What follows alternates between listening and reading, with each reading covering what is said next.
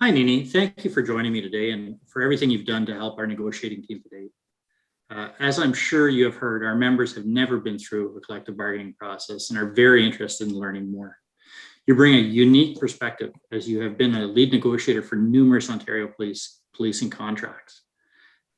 Just interested, if you could tell me what the biggest differences are between our contract and those that you've done with the municipal and provincial police forces. Okay, absolutely, Dennis. I mean, let me start by saying that, of course, it's an honor to be part of representing your members at the bargaining table in this first ever round of negotiations. It's really exciting, and I'm super grateful for the opportunity to be part of your bargaining team. Now, I mean, normally in police sector bargaining, there's an established collective agreement that's been in place for many, many years, usually decades. And the bargaining team representing the members of those police associations shows up at the table with a handful of priorities, some monetary issues, a few language issues, and the employer similarly comes with a handful of issues. But of course, that is not the case in the RCMP and NPF bargaining, where the parties are building, hopefully as collaboratively as possible, a first ever collective agreement. And that means that everything, and I mean everything, has to be considered in terms of whether it's part of this collective agreement, whether it's something for a future round of negotiations, and sort of how far and how fast the parties can move towards building a classic and comprehensive police sector collective bargaining agreement. Now, we've also got the added levels of complexity that flow from the nature of the RCMP and the kind of work that our members do. As you know, Dennis, our bargaining team is amazing. They've just got this enormous amount of experience and expertise that they bring to the table.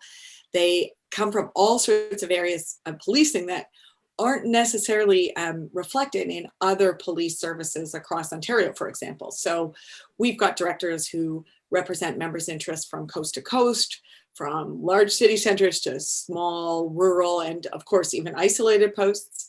Some of our members of the team have an enormous depth of experience and knowledge in frontline contract policing, some in federal, VIP, and anti-terrorism work, and others, of course, in specialty units.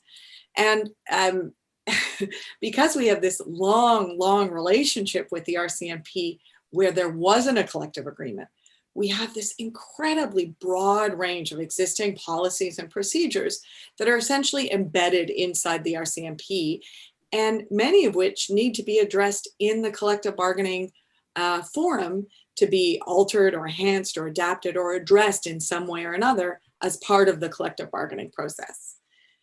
I mean, obviously, those are all quite significant differences from the way bargaining works for more established long-term police associations, as well as for particularly municipal services.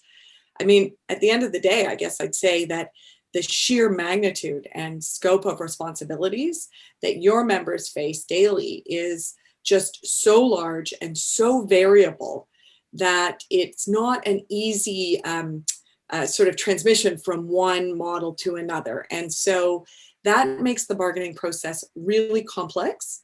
And when you're building a first agreement from the ground up, in that kind of a complex environment, it's definitely a challenging and exciting process. Obviously, we all know that there is an enormous pay difference that the parties are going to be grappling with in this round of collective bargaining. The pay for our members has fallen behind. But a collective agreement contains much more than just bare compensation. There are all sorts of other pieces that need to be built into the agreement as a document that will form the terms and conditions of your members' employment for years to come. So things that, I mean, to some people might even seem kind of pedestrian or ordinary, but we have to build a grievance procedure from the ground up. We have to ensure that there's protection from discrimination.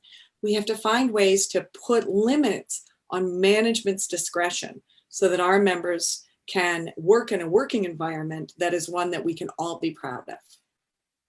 Excellent. Thanks, Nini. On behalf of all our members for the work that you've done to date and the work that you're doing for us, it's greatly appreciated. And I know that we all look forward as today to the day that we'll have a collective agreement in place. Thank you.